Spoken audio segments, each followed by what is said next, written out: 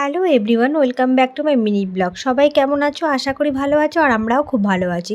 আসন্ন বাসন্তী পুজো উপলক্ষে অরঙ্গাবাদ বাজার ব্যবসায়ী সমিতির পুজো কমিটির পক্ষ থেকে আশ্রমের বর্ণাঢ্য মিছিলের জন্য সামান্য কিছু আয়োজন আমাদের পুজো কমিটির পক্ষ থেকে করা হয়েছে।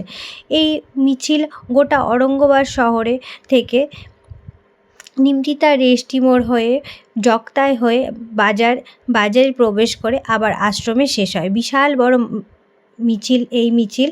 আর এই মিছিলে প্রচুর হাজার হাজার মানুষের সমাগম হয়।